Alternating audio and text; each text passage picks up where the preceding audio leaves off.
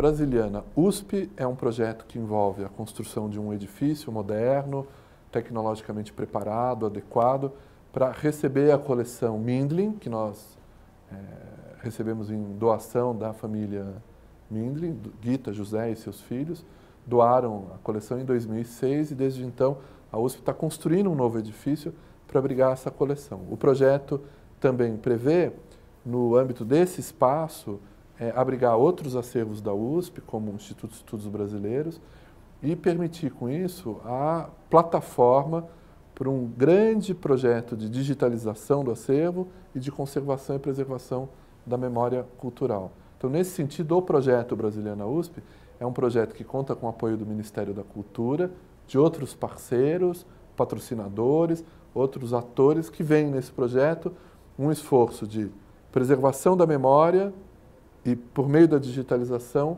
divulgação, democratização do acesso. A digitalização ela apareceu já há alguns anos, mas agora ela ganha mais força por conta do barateamento das tecnologias e do aparecimento de novas soluções mais adequadas para a preservação dos objetos originais, livros raros.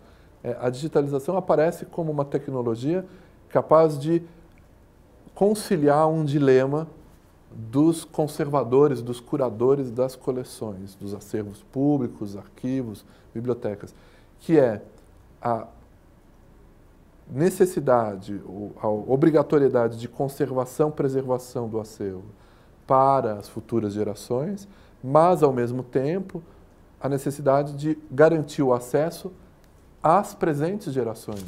O projeto está, hoje, estruturado em torno de um equipamento de digitalização mais vigoroso, que é um robô, um scanner robotizado da Kirtas, que está instalado na casa do Dr. José, onde os livros estão.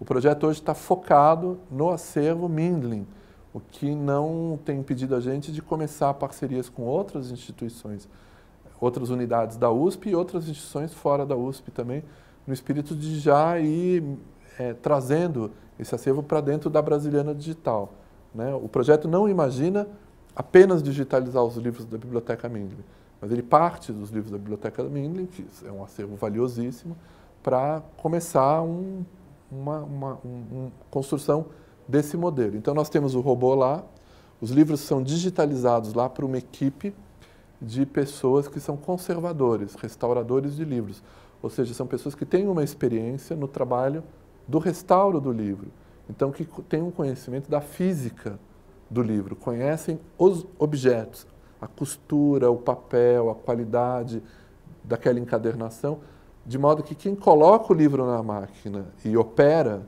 é uma pessoa que entende fisicamente o que aquele livro pode ou não pode na máquina, porque a máquina permite digitalizar até 2.400 páginas por hora.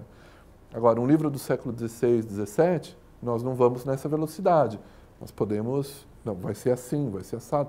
A máquina que a gente comprou, ela é adequada ao nosso acervo porque ela é delicada o suficiente para digitalizar livros encadernados sem ter que forçar a lombada, sem ter que desencadernar o livro, como alguns processos antigamente obrigatoriamente exigiam. O Google acho que não tem interesse no nosso projeto, nem no nosso acervo.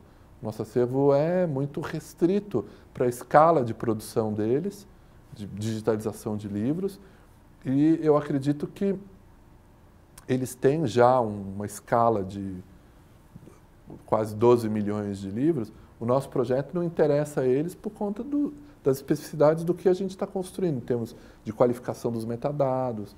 A nossa preocupação é muito com a qualidade do que a gente está oferecendo, né?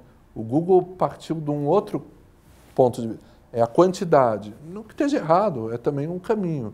O problema é que eles são uma instituição, uma empresa, né, voltada para o lucro e para uma solução de controle da informação e do acesso da informação, que tem uma finalidade que nós não temos. Nós somos uma instituição pública, uma biblioteca da Universidade de São Paulo, cujo objetivo é facilitar o acesso aos nossos livros.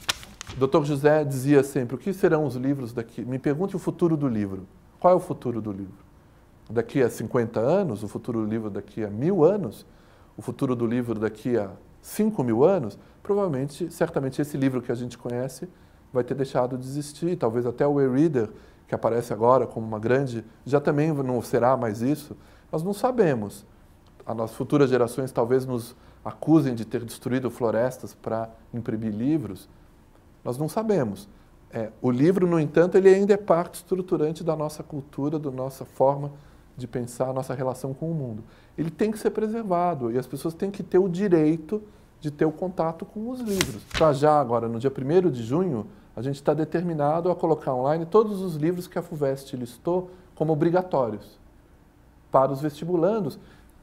Ou vão na livraria comprar os seus livros, ou eles vão poder ter todos os livros. A USP disse que aqueles 9 livros têm que ser lidos para a pessoa prestar um concurso. A USP oferece os 9 livros. A Brasiliana Digital não deixa de ser uma biblioteca pública.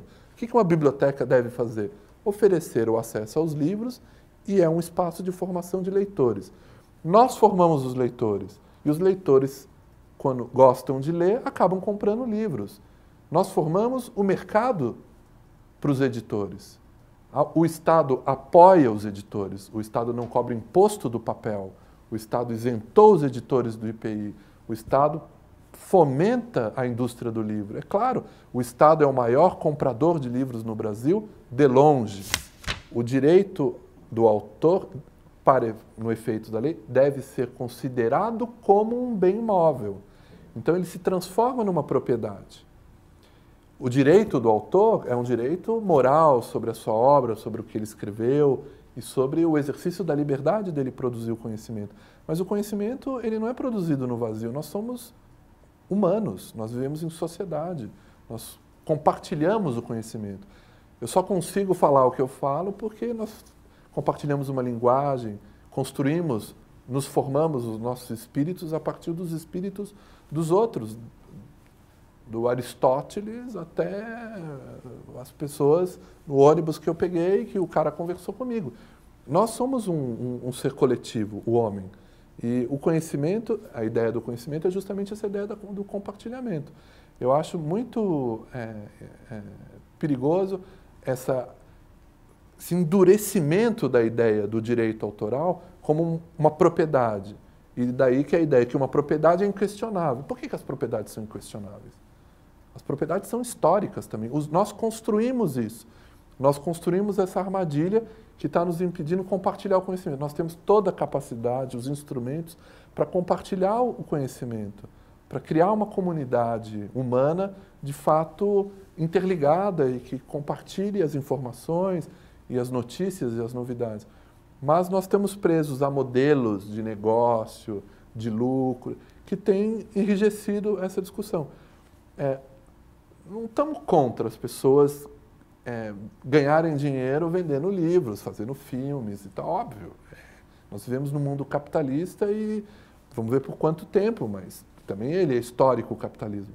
Mas nós temos que entender o que está acontecendo, porque do jeito que está, as coisas elas estão escorrendo pelos lados. E a indústria do livro, vamos falar do que eu estou vivendo, que é o problema do livro, a indústria do livro, no Brasil, não conseguiu ainda entender por onde que ela vai se encaixar nesse novo contexto da cultura digital.